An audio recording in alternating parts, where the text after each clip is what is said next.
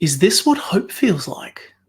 Maybe. I don't know, but it is a nice feeling to actually have 3 wins in a row. I'm Nicholas Liev. Welcome to the Dropped Kickoff for another week, and I'm flying with Nathan Williamson by my side. It is just the two of us.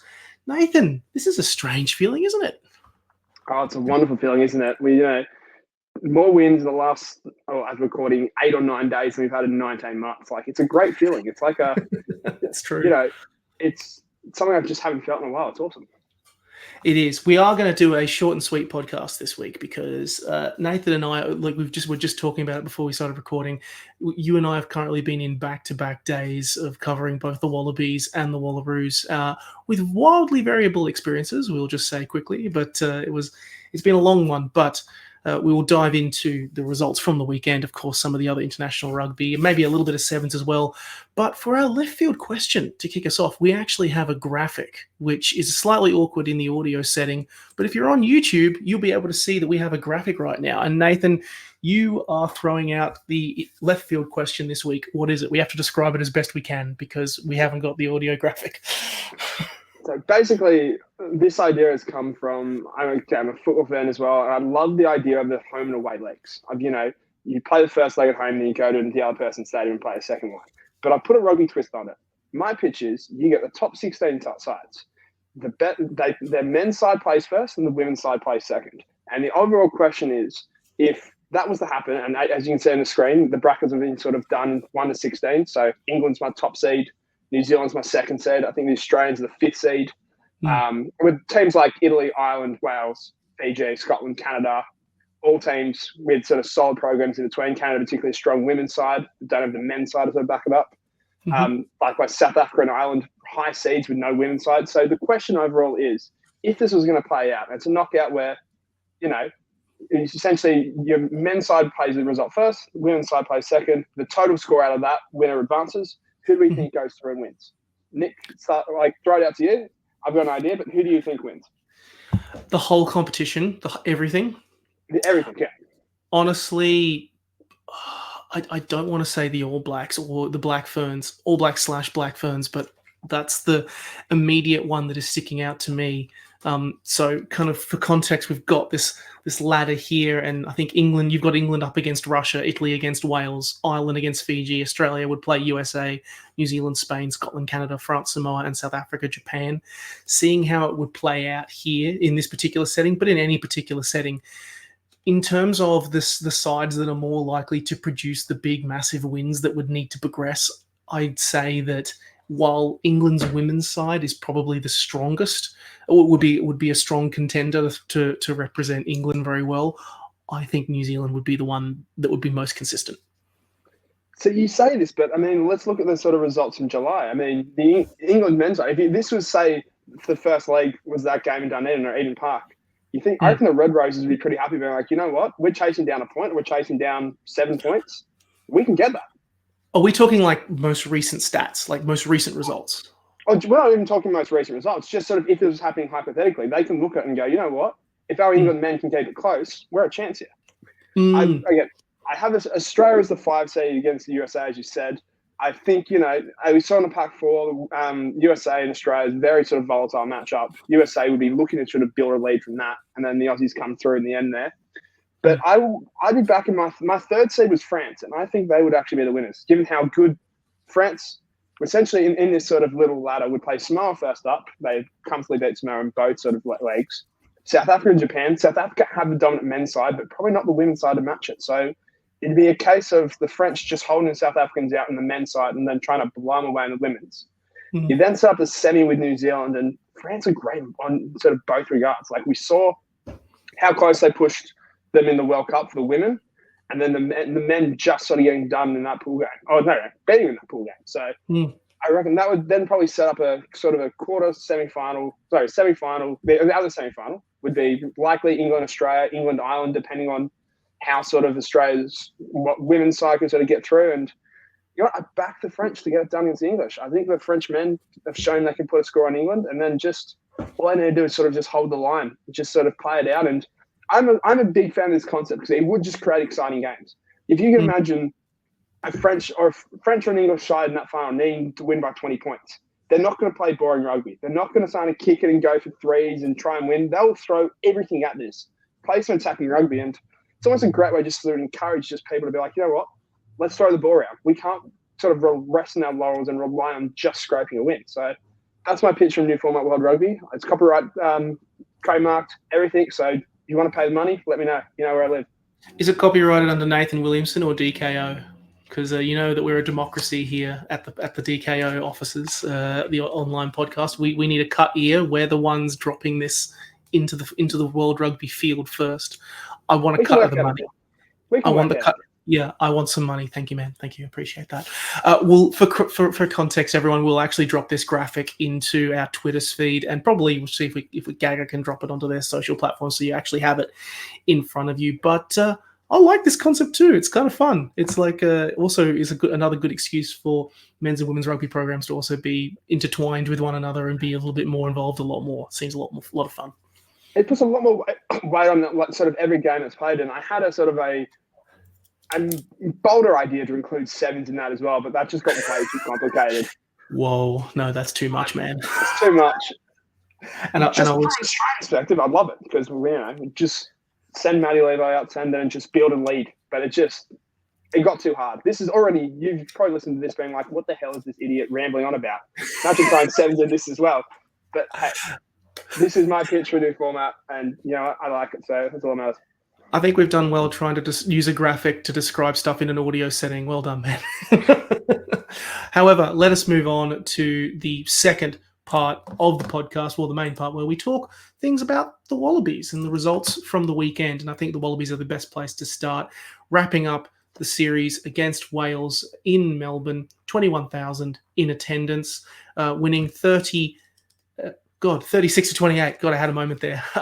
In a very, very exciting match. Okay. You're not used to winning once. It's fine. I know. Sorry, like losing and all that sort of stuff. Like it takes some time. Don't worry. I know it took it out of it, but of course we retain the James Bevan Trophy, which is very nice. It's nice to have a bit of silverware in the cabinet. It was looking a little bare for a little while there, but hopefully the start of a small resurgence, and indeed 2-0 to the good under Joe Schmidt, which is very, very nice. Thoughts, feelings, opinions. You were at the ground, Nathan. What was it like? How do we feel? Honestly, it was a step forward. Like there's still we'll get into sort of the work-ons that are going to needed for the TRC and this Georgia game coming up. But I liked the sort of performance that they produced. Wales are, let's face it, Wales are at a point where they are rebuilding. They are down on confidence, but they're still a quality side, and to take it to them early with the sort of Dungunu try, firstly, got to be an early nominee for Try of the Year. That was incredible, and very much sort of that rebel. It's fitting that it was like that rebel style and that rebel sort of flame continuing to shine on the international stage when Kellaway goes for the chip and chase, along with sort of the best positioner in world rugby and Fraser McWright just there to take it on his side. But another sort of indication of a close game where Wales had come back. Wales were sort of keeping them honest, and Wallaby side that just stepped up with some young players and just closed it out. Like that's now 2 big wins, 2 close wins, which in the past haven't gone our way. That all of a sudden looked pretty comfortable in the end of the game when Donaldson's penalty 5 minutes ago put it out of reach, and we were never really in that much trouble. Like we never trailed a significant margin, or even if at all from memory. So all in all, another step right in the positive direction. And you know what? Let's move on to Georgia. Let's be very happy that we got 2 straight wins.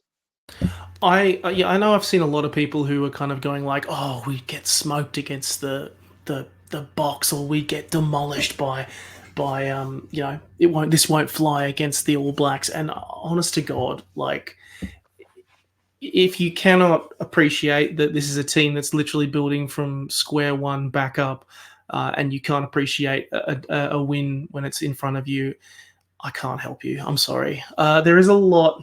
I think, yes, it wasn't perfect, but rugby's not perfect. And frankly, I found that even though I think Wales played a much better game, and I actually think for the majority of the match, they were the better side. They were actually the more well-drilled side. They're turning to their forwards I think played dividends for them. Their rolling maul was just unstoppable, and I think a lot of questions need to be directed at some of the set piece decision making there and what happened. But what really was great was that the Wallabies very clearly had, when they had those moments, they took them, and they took them brilliantly. And it was enough. The fact that you can pull something like that out of the fire, I think, was most impressive. And that points to a deeper level of cohesion or a deeper level of trust. That whole process of that brilliant try that you talked about. I mean, I didn't even see McWright, Fraser McWright out until Kellaway literally did the pass, and it just felt like there was a great quote or comment by Nick White at the end saying that we're really enjoying our footy at the moment. And I'm not going to lie, I can tell that. Yes, it wasn't the prettiest game, but that's because this team's been together for 2 weeks. I think there's a lot to like. And like anything, you are just building. We are literally, the foundations are rubble, and we're building up slowly, one brick, one layer on top of another. I think there's plenty of reasons to be positive and optimistic, and we might not beat the Springboks, but that's okay. It's part of the journey of watching this side grow. And this is the step. As I said, there's still so much improvement left in the side. Like something about the clinical nature of it as well. Wales had 5 more attacking entries into 22, and we beat them by 8. I think we had 7 attacking 22 entries, and there were 8 scoring plays, 4 tries, 4 penalties. Unheard of in other areas. That's what we should be celebrating. And everyone wants to talk about, South Africa will do this, South Africa will do that. New Zealand game was so much more quality. It's like, who cares? We won. No, yeah, who cares? Enjoy the win when it comes. That's my thoughts. Just enjoy it. We have suffered through one of the worst years in history. We have back-to-back wins on home soil. Again, first time it's happened since 2021, I want to believe. Yes, under Rennie. And South Africa, looked good in Ireland even in defeat. It took a incredible drop goal to sort of end them. But this is a Wallaby side that's only been together for a couple of weeks. They're gonna have a couple more weeks together. And if you're gonna sit there and be like, South Africa are gonna smack them, it's gonna be no contest. You not watch the last 3 or 4 games South Africa played in Australian soil? It's a game Australia gets up for. It's a game. For some reason, South Africans struggle on Australian soil. That's not opinion. You look at the stats. I think that 3 out of the 4 last games Australia won. Now, did South Africa look a class above, being World Cup winners? No shit. That's why they won the World Cup. But all of a sudden, sort of the goals have changed. If you can nail 1 out of 2 of those games, if you can sort of split that series, you don't think that's going to raise alarm bells in New Zealand? You don't think that's going to raise alarm bells in Europe if we can knock them off? Ireland is celebrating a 1-1 draw against South Africa. Imagine what we can do with that. Imagine the confidence you get out of that and then go to Argentina. People expect us to take this massive, massive jump and instantly be great. And then we have to win. I would much rather take a good performance when they're winning rather than they fought so hard and they looked good. God, they just lost. We're winners. Yeah, enjoy it. So good. Yeah, I think so many people, particularly a lot of fans, are so impatient. They want, and maybe it's because they grew up on the incredible images that we saw in the 90s and the 2000s of that sort of confident running rugby Wallaby style, and they just why can't we do it like that?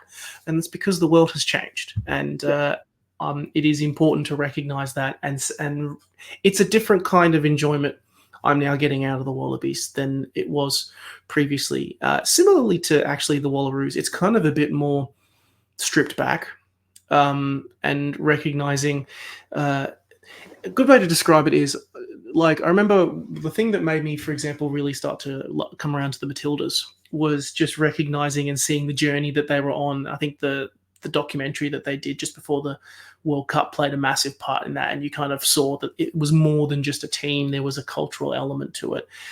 While the 2023 World Cup and the documentary that came with it, was a very different story with very different characters. The thing that has really kind of brought it back for me was that Joe Schmidt, I just love. how he's approaching everything. He's not. I love it. I cannot get enough of it. I love his brutal honesty. He is not a miracle worker. He recognizes that we've got to be a lot better than that, and he admitted it post game. He's relieved, and he said, "But we've got to be a lot better than that." But he still enjoys those wins and those results, because you take a win over a Wales side like that over a loss any day of the week. Like, and even I think before this, we were looking at, all right, so what's a pass mark? What would we be happy with out of this July series? I think even part of us were like, oh, we split the series, like that'll be fine. Like the fact that we're moving the goalposts, like, oh, we have 2 wins, but they weren't 2 quality wins. We didn't, we built 2 leads and we didn't like blow them out. It's like we're moving goalposts here. Be excited for the win. Move on to Georgia. It's sort of try and get 3 on the trot to start 24, and then have a free swing at South Africa and see what happens. We'll finish with one key question, because I think we've talked about a lot of the key points, that there's a lot of building and structure going on here, and it was a very, it was a bit of a bizarre game because the weather played a part in it. It was very greasy conditions. There was a lot of focus on set piece, forward play. There are still some question marks. There are still some issues over the squad. That's just normal part of it. I think it was such a shame. I thought Noah Lolesio had a really good first half, particularly off the tee. I thought he was having a really, really good game. And then there were those couple of charge downs, and he got bumped off a tackle by Dyer to score that try in the corner. And then he got, eventually he came off. And of course, that won't stop the naysayers in any way, shape, or form, because, I mean, it's not like there's not enough pressure on the fly halves anyway. Then you've also got to deal with the public arena. But how do we feel about key things we need to address going into Georgia? Because Georgia, I mean, Ben Donaldson said it today in the presser, they're an unknown quality. That you don't get to play them very much. It's very lucky that we get to play them twice in 12 months. And while we did beat them at the World Cup, it was not convincing. And let's also not forget, another big result from the weekend is they downed Japan in Japan for the first time ever. They're not a side to take lightly. Absolutely not. And just to sort of start with, I want to sort of address how he got here in the first place. Because a lot of people will look at this and be like, why the hell are we playing Georgia? Why is South Africa playing Portugal? And this is all like a world rugby thing to essentially give tier 2 nations more shots at big opposition. So this is essentially why. Because there's a lot of comments, particularly from the South Africa, Ireland, and New Zealand, England, being like, oh, it should be a 3-game series. Like, this game's been sacrificed to give those guys a bit more of an opportunity. And Georgia are one of the sort of best teams of that sort of rest of the pack. Like I said, they've dominated the second tier 6 nations, the Rugby Europe Championship for the past 5 or 6 years. Said knocked off Japan, knocked off some big opponents. I believe they've taken down Wales and Italy in the past 12 to 18 months as well, and have, over half their squad playing in France, and I think their entire front row are playing in either the first or second French division. So like there are some really good players in this Georgian team. It's all about sort of, this is like the classic banana like peel game. Like if we're struggling with our rolling maul, there's no sort of question about that. And do we like getting a double show that? The Georgians will test that like no other team. It's almost like the perfect mini South Africa preview. You get a forward pack full of European experience, a sharpshooter 10, and a fullback in the back as electric as it comes in Divat Ninashvili, who's killing it from Lyon. And it was, it slowly emerging as one of the sort of brighter talents coming through on rugby. Like, this is a great test to sort of try some game plans out, see what works, and, enjoy some afternoon rugby. Like, I'm really looking forward to it. But originally, to answer your question about the work-ons, rolling maul has to be it. Like, it's just one of those ones. We just got torched. And you kind of, every time you went to a line-out, you kind of were there thinking, oh, geez, what's going to happen here? Are we going to get pushed 15 minutes off the ball? Are they going to score here? Like, it was just all over the shop. And you miss a bigger body like a Skelton or a Darcy Swain who are used to breaking that up. And even Caden Neville, I think, is underrated in that area as well. And Matt Phillip as well. It's a different sort of second row group, more mobile, more sort of ruck focused, secure that area rather than the sort of the intricate details that you need around your maul and sort of particularly shutting it down. So if you can fix that up, we're going to go a long way to sort of getting a good performance out of this. Yeah, absolutely. The rolling maul The rolling maul is particularly something we need to address. In addition, I think just some of the key decision making, I think also, but I reckon with time, things will come good. All right. Well, before we move on to talk about the Wallaroos and all of the crazy stuff, I actually have some exciting news. Is that we've actually had someone who's just joined us in the chat, the one, the only Andy Handyside, our token Queenslander, who has joined the podcast slightly late, but he's working. We're working. It's cool. Andy, mate, how you going? How you feeling after another Wales win? Oh, look, I mean, it's only against Wales, but 2 wins in 2 weeks. I mean, that's that's better than 1 win and 1 loss, or 1 win and a draw, or none of those things. So look, we'll take what we've got, and another sensible performance, but some spectacular moves. That's the first Dungunu try, the length of the field effort. It was a real head in hands moment. The dropped pass, or the pass that went to ground on our try line, and we somehow turned it around. Of course, Fraser McCright there with the backup line and the 40-metre break. But I won't harp on too much about the Queensland Reds performances. It was good, heartening to win another one. Yeah. How do we feel overall about where the Wallabies are sitting from your Queensland Brisbane perspective? Are we considering it a progression? Are we happy? Do we think there's more that needs to be worked on? What are your thoughts? Definitely more that needs to be worked on. I just caught the end of what you boys were talking about before, the rolling maul defence. And I do wonder if that's a bit of a disconnect. We talked about last week the combinations that the players have formed at club level coming through to international level. But really, maul defence, you probably need all 8 of your forwards. Working as one unit at that time. Rather than having kind of 3 Brumbies and 3 Reds and 1 fourth player and another ring in from somewhere. That might just be that little bit higher level, that those 8 guys need to form that cohesion a little bit better. But there was definitely some standouts, some amazing tries, and just another sensible weekend, of rugby. We didn't try to do anything flashy. We just allowed the flashy players like Dungunu to just come up with some amazing pieces of both individual brilliance and finishing off some wider sort of link up of individual piecemeals of brilliance from a few other players. So there's definitely seeds sown that make me feel a lot less shame about the Wallabies. Not quite pride yet, but less shame. Yeah, less shame. It's a good starting point. I like that. That's a good analogy and a good way to describe it. Less shame. Yeah. Is that my first Simpsons reference on the pod, or?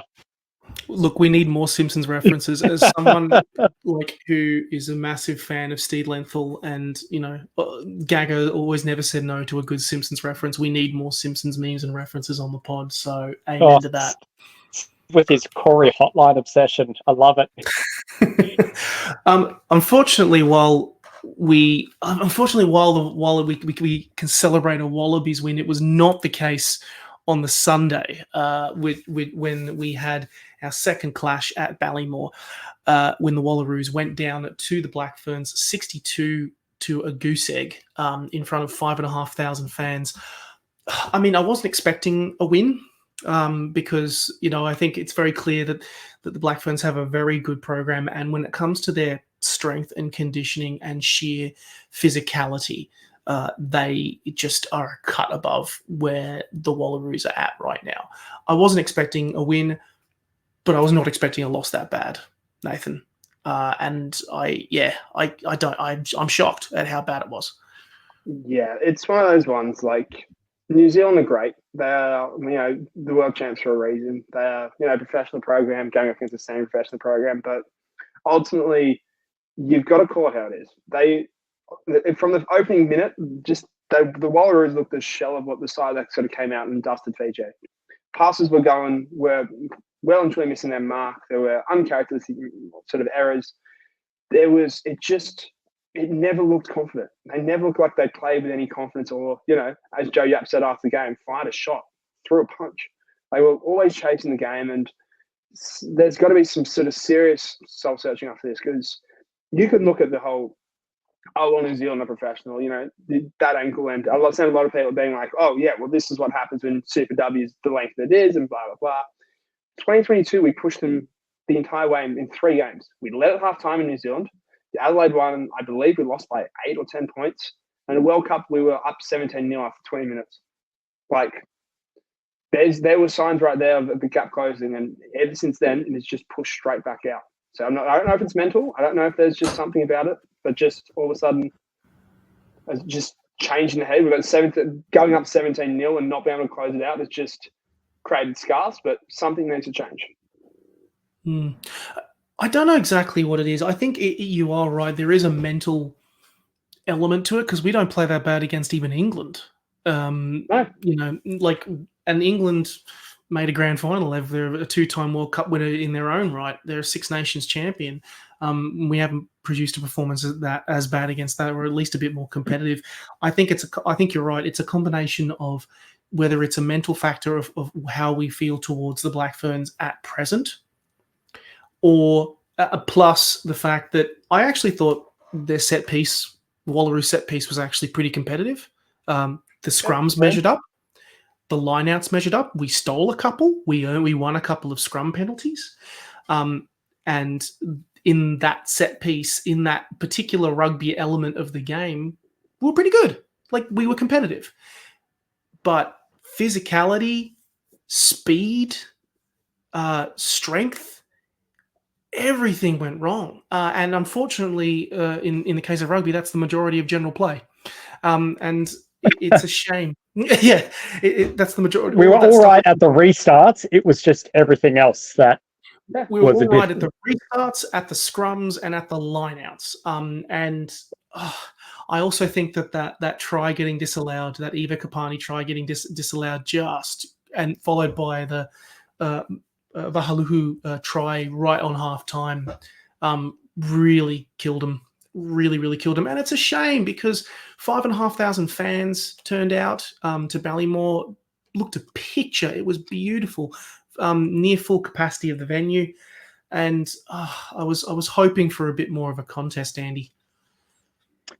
Yeah.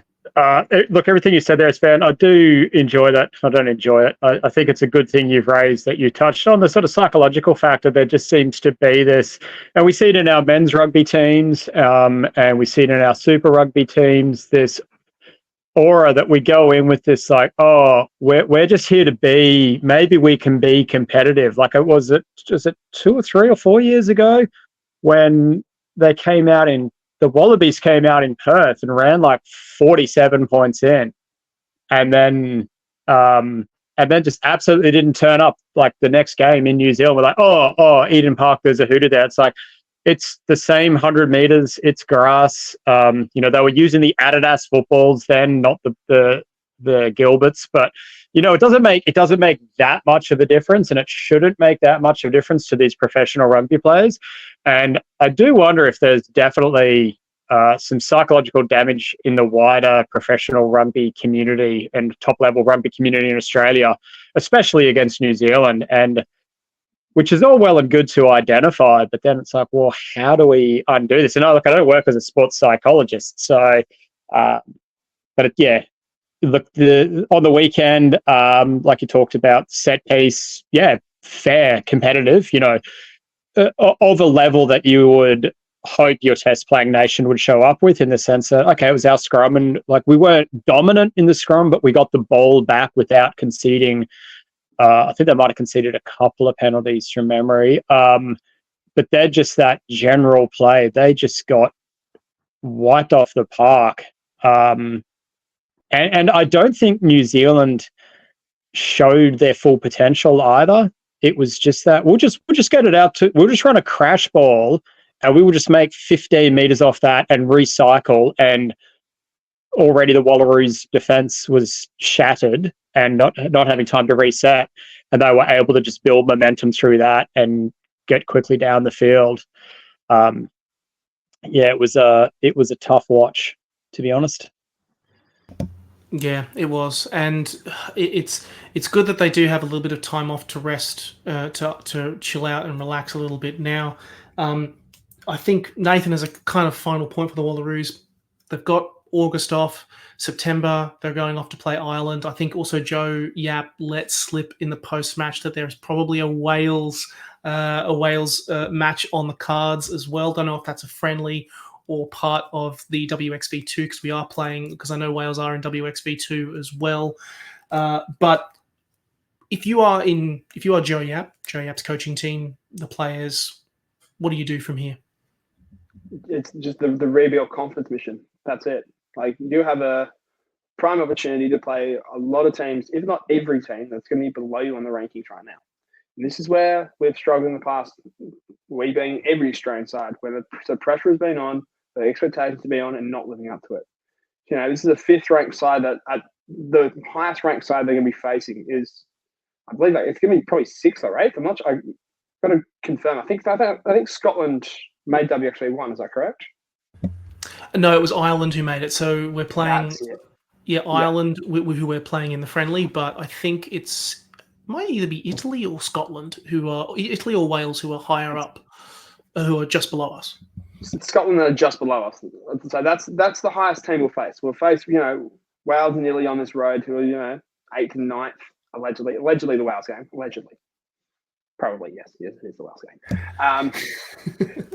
That's essentially, going to be friendly before WXV2, and we'll go into that tournament as the favourites. There'll be 3 games which will be sizable favourites. We need to win. It's simple as that. So the mission for Joe Yap, build confidence, get in a winning streak. Simple as that. And fun fact, the Wallaroos have actually never, ever won 3 on the trot. Ever. The maximum they've ever managed to do is 2.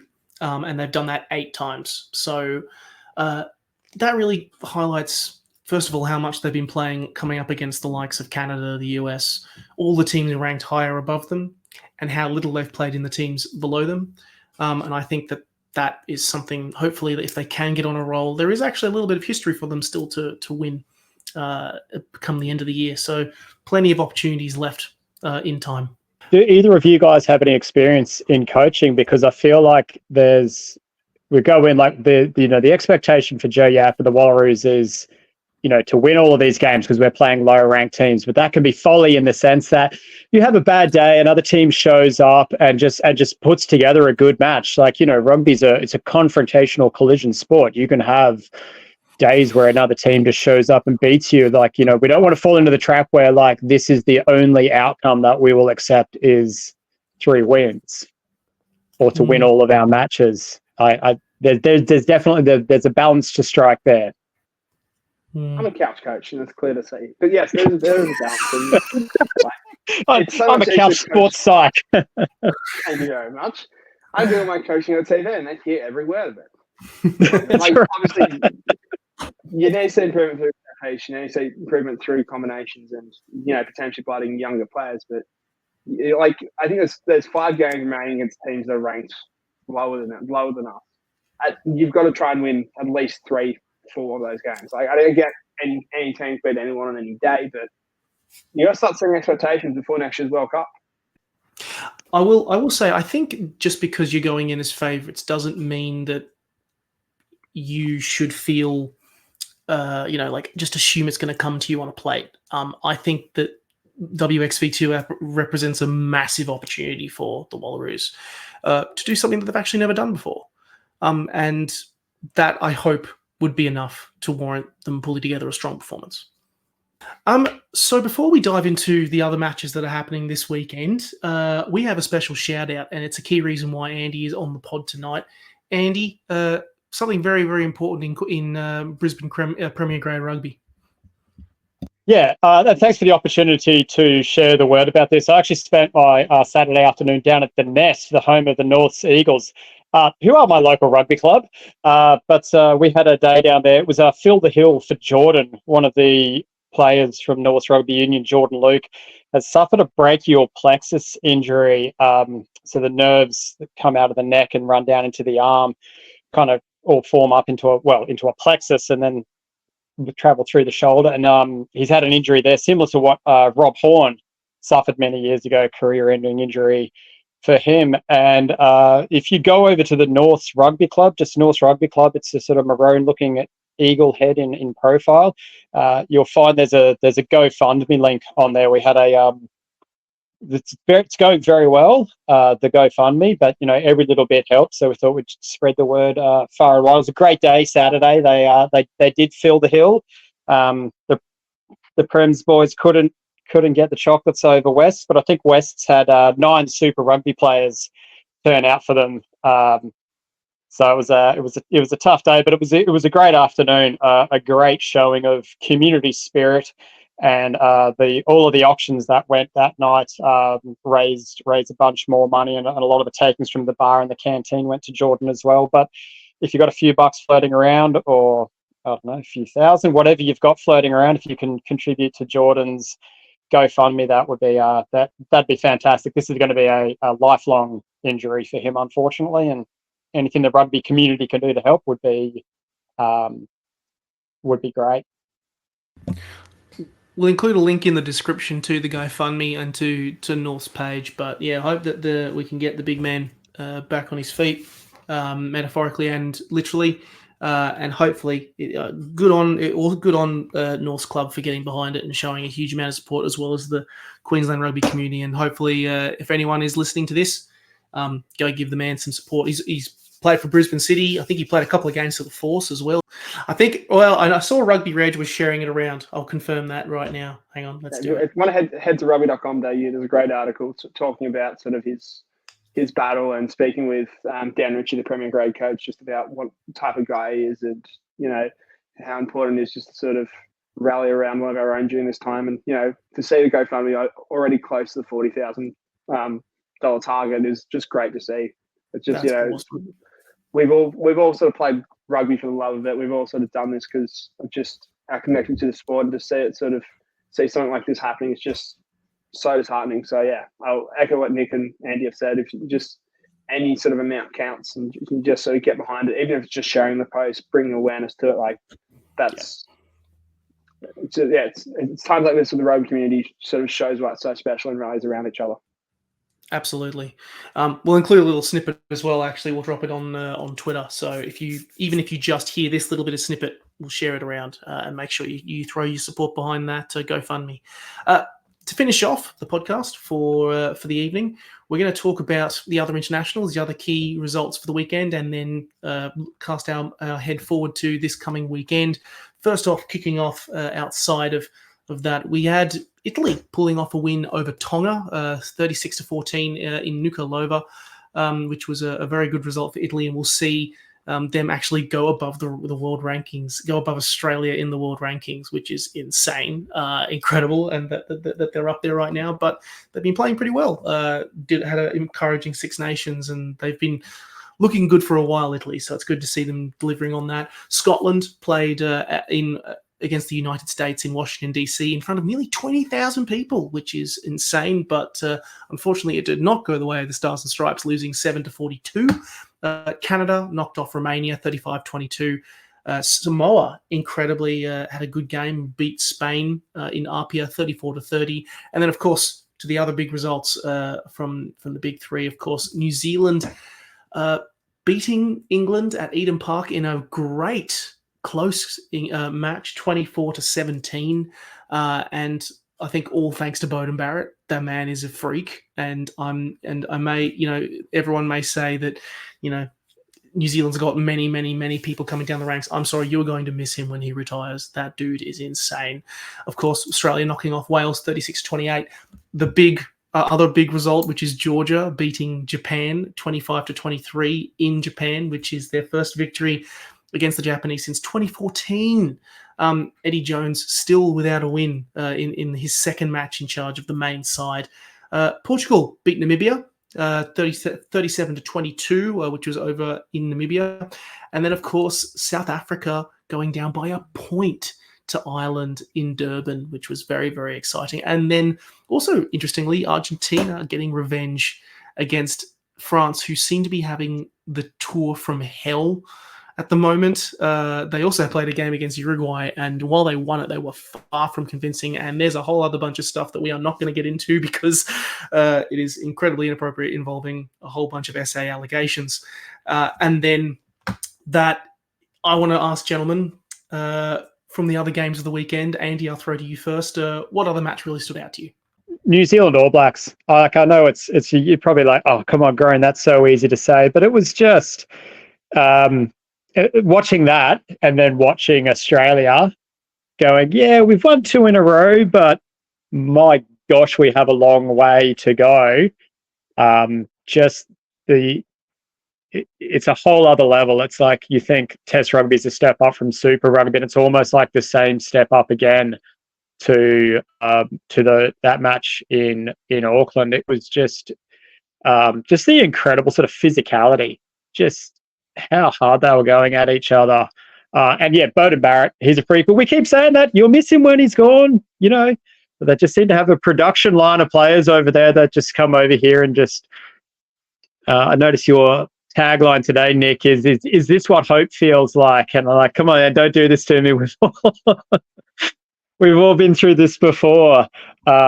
So yeah, but just a sidebar too. I love all of these tier 2 nations getting opportunities to play tests, and having a quick flick through around YouTube stuff. There's some great games, like just countries you don't ever hear of really outside of World Cup time or the Rugby European Championship. Like, it's great that they're getting to tour and play these bigger nations or play each other. And just I really enjoyed the last Rugby World Cup.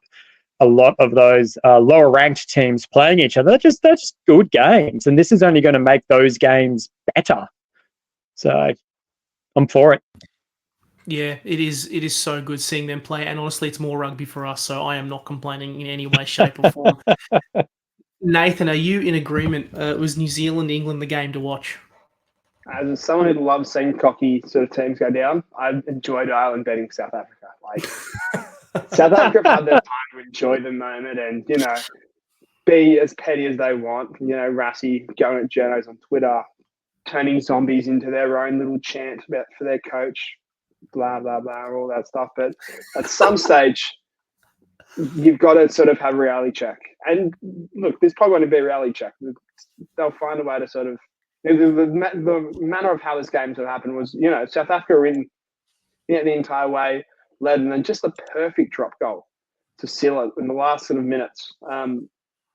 Frawley, who kicked the field goal 10 minutes earlier to sort of get him within shot, and a game which had one try in the 13th minute, but was just a chess match the entire time. Was just as sort of Andy alluded to with the New Zealand game, and this game as well. It's just a step up in terms of physicality and quality that I just did love to see. And honestly, I love seeing South Africa get beat. So yeah, I enjoyed the Ireland win a bit. It was a great weekend for smart ass coaches getting their just desserts. Rassie, Eddie, the twofer. Gats as well, probably.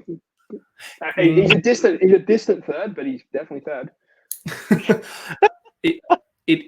It is interesting to note as well, as a small little segue. I'll finish off by quickly saying I'm really impressed with Steve Borthwick's England, which you'll only ever hear me say once because but England, I actually think, put in a good amount of fight, and they're looking pretty solid under Steve Borthwick, which is from that season. Even though they lost 2 matches, it was a much closer series than anticipated, and I think there's a lot of confidence to have if you're an England fan. But on the topic of Warren Gatland, going into games this weekend, of course, we have Tonga against Spain, and then, of course, the Queensland Reds coming up against Wales at Lang Park at Suncorp Stadium. I believe at the moment 20,000 tickets have already been sold, which is an insanely good number. New Zealand will be playing Fiji in an exhibition match in the United States. Australia, of course, playing Georgia at the SFS. South Africa is going to do a match against Portugal, which will be a very interesting game because Portugal, of course, knocked off a few teams at the World Cup last year, but even so, it is still the world number 1 team, and they'd be heavy favourites. Brazil will be playing Hong Kong, an all South American affair. Uruguay will be playing Argentina, which I'm so excited about.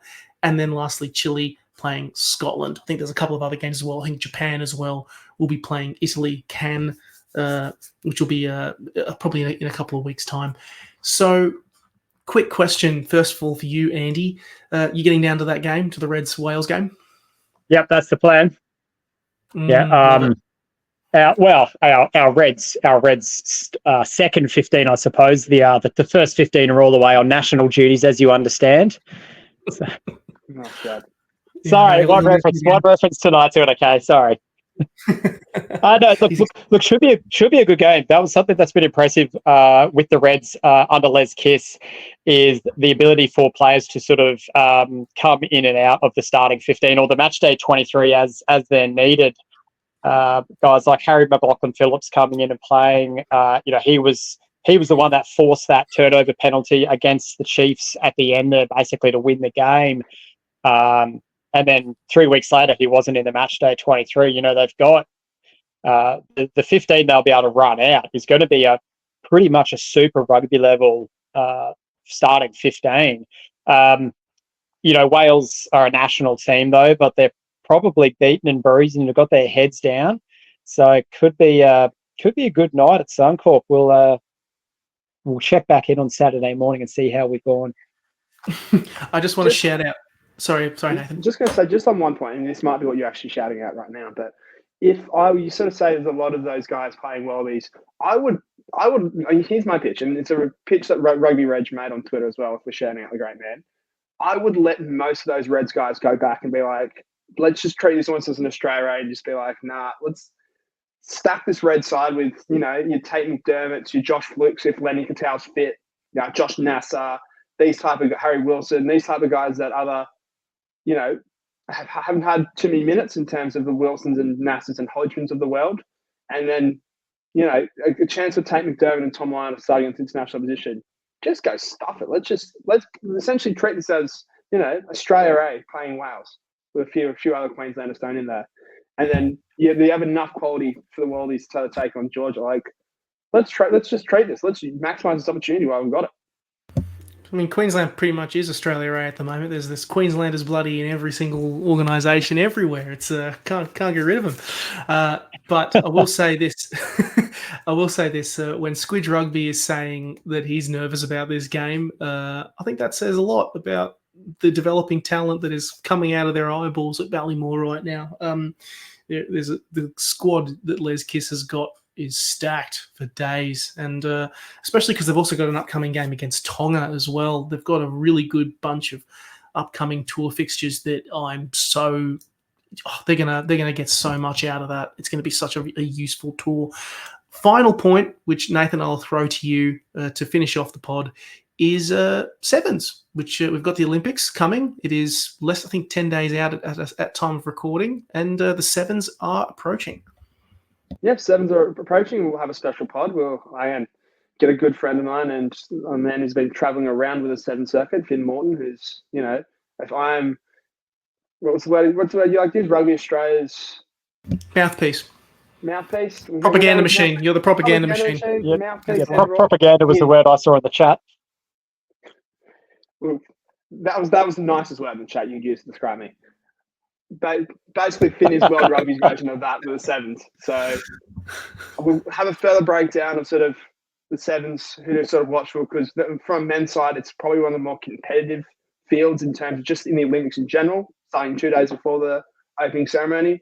And the women, where our Australians are a huge chance of getting gold there, as are the men as well, which I've tipped a couple of months ago. So let's hope that comes through. But keep an eye out for that.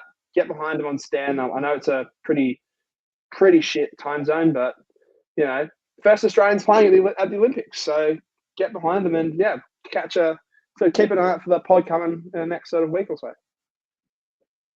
Yes, additional content. You can't ask for much more than that. Thank you, Andy. Thank you, Nathan. Been a pleasure talking rugby with you as always. Of course, the main fixture of the weekend coming up, Australia will be up against Georgia at the SFS back in Sydney. Can Australia get 2 in a row in Sydney. Is it actually possible? Is Please. it actually possible? Please. For the love of What? God? Why would you say that out loud? Look, I think at this point we can joke about it because it's like we've now got to win. It's okay, and I'm not saying that we should underestimate Georgia at all. They're really, really good. Like ridiculously good. Their kicker, by the way, insane. You should check him out. A 23-year-old who literally won Georgia that game. Matkova, he is an absolute gun. Really, really good. One of the best kickers out there at the moment. But it should be a fantastic match at the SFS. We hope you enjoy the rugby this week. We hope you enjoyed this podcast. Thank you very much. And as always, we'll catch you the next time round.